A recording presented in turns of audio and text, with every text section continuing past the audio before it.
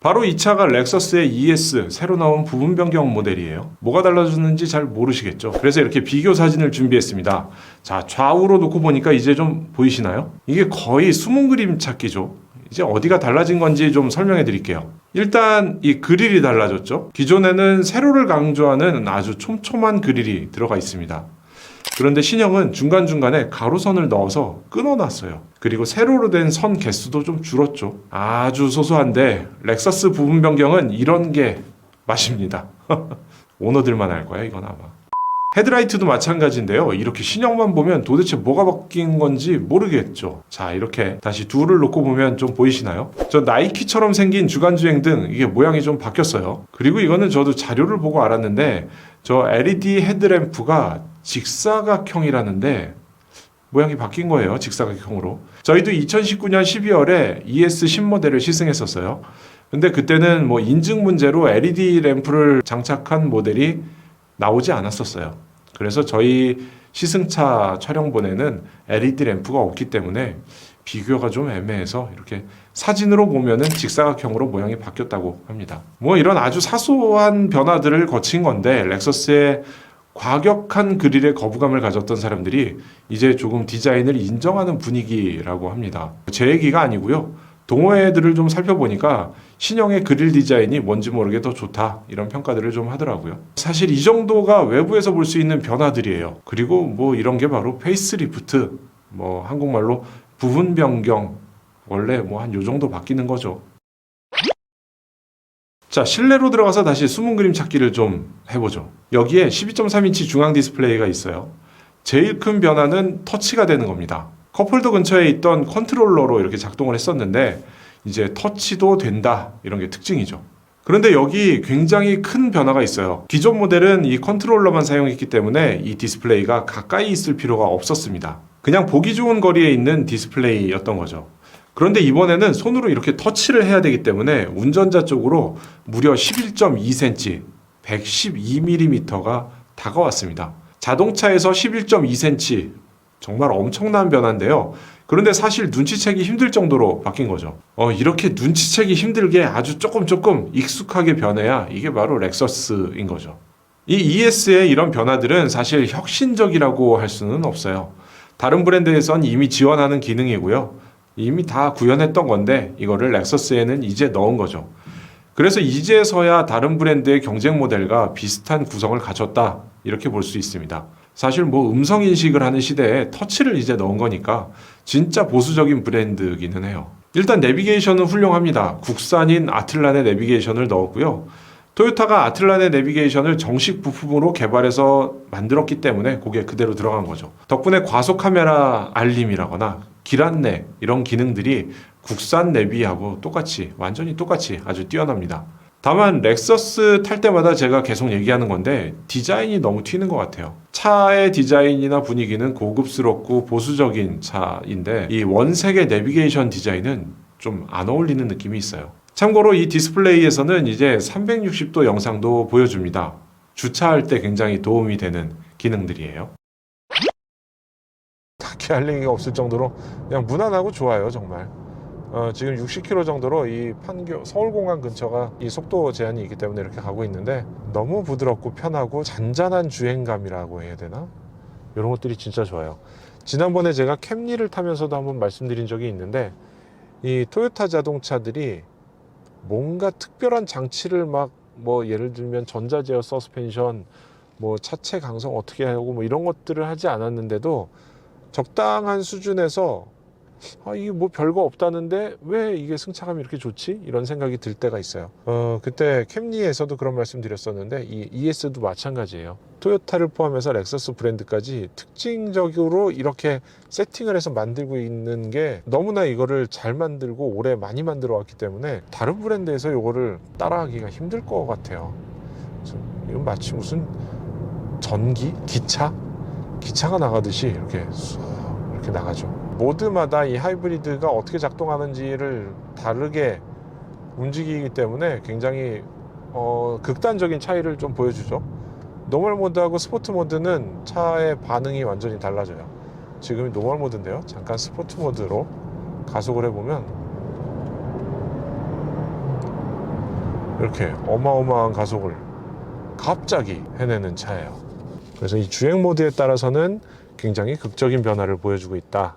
렉서스들은 뭔가 시트에 앉는 느낌부터가 다른 뭔가가 있어요. 이게 시트가 되게 고급, 옛날 고급 가죽 소파 같은 것들 보면은 푹 가라앉는 그런 느낌 있잖아요.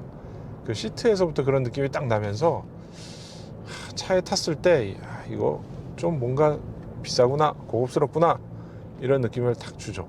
제가 타고 있는 볼보하고 비교하자면 볼보 시트는 좀 인체공학적인 모양을 만들어서 단단하지만 그래도 장거리 같은 데를 갈 때도 편하게 이렇게 만들어 놓은 반면에 이 렉서스의 시트는 그냥 편해요. 어떻게 해도 편해. 그냥 딱 앉으면 편해요. 우리가 보통 얘기하는 하이브리드라는 게 지금은 마일드 하이브리드라는 게 생기면서 좀 차이가 생겼어요. 일반인들 들으시기에는 뭐 차에 관심 없으면은 마일드가 뭐고 스트롱이 뭐고 이렇게 생각하실 텐데, 좀 더 마일드가 부드러운 하이브리드인가 이렇게 생각하실 수 있는데, 그게 아니라 마일드 하이브리드는 아주 작은 모터를 붙여서 약간만 잠깐씩 도와주는 그런 하이브리드예요.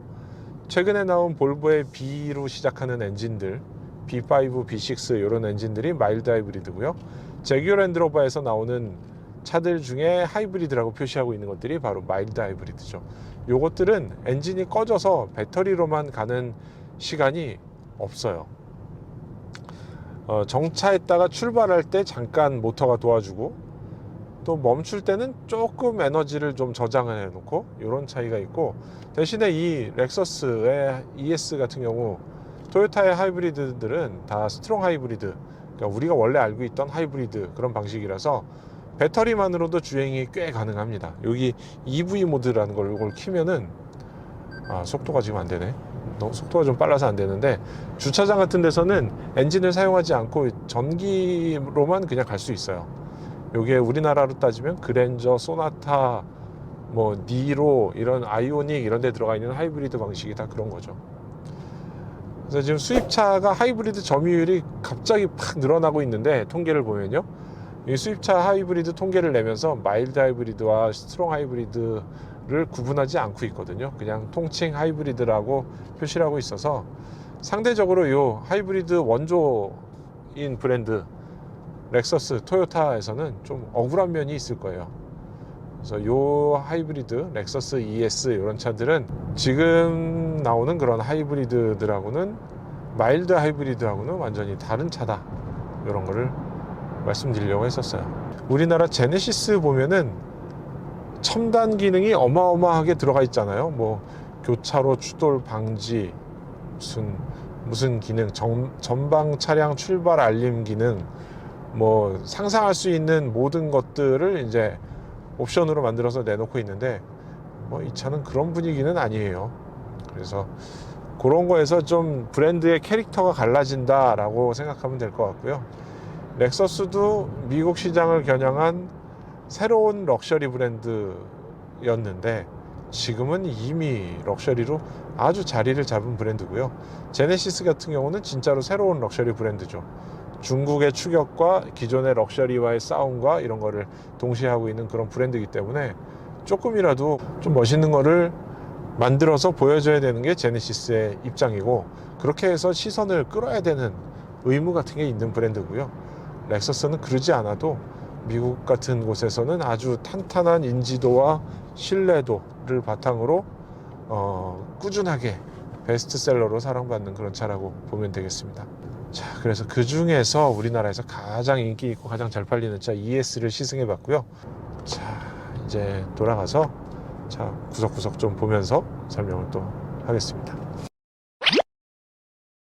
자, 시승을 마치고 돌아왔습니다. 내리기 전에 차를 살짝 더 살펴보니까 몇 가지 깔끔한 것들이 좀 눈에 띄네요. 일단 차를 사면 영업사원들이 대부분 서비스를 해주는 것들이죠. 블랙박스와 하이패스인데요, 이렇게 깔끔하게 기본 장착을 해줍니다. 하이패스는 스마트폰처럼 심카드를 넣는 방식이라 크기가 작아요. 블랙박스도 조수석 쪽에 장착을 해서 운전자 입장에서는 시야에 전혀 영향이 없고 모양도 깔끔하게 생겼네요. 뒷좌석도 역시 넉넉하고요. 송풍구, 그 다음에 12V와 2개의 USB 단자가 있습니다. 창문에는 햇빛 가리개도 붙어 있어요. 트렁크는 그냥 일반 자동차와 뭐 똑같아요. 이 ES의 새로운 플랫폼은 하이브리드 배터리의 배치를 고려했기 때문에 트렁크 공간이 줄어드는 일은 없습니다. 시승차는 6,860만 원의 이그제큐티브 모델이고요.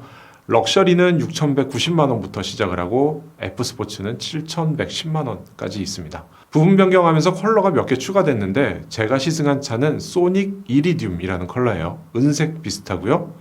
이외에도 소닉 크롬이 좀 더 진한 이 컬러고요. 이거 외에도 렉서스 ES는 총 10개의 외장 컬러, 3개의 내장 컬러가 있습니다. 자, 부분 변경 ES를 타본 소감은 여기까지고요. 10월에는 저희가 F스포츠 모델로 한 번 더 타보고 또 전해드릴게요. 지금까지 오토캐스트 이다일입니다.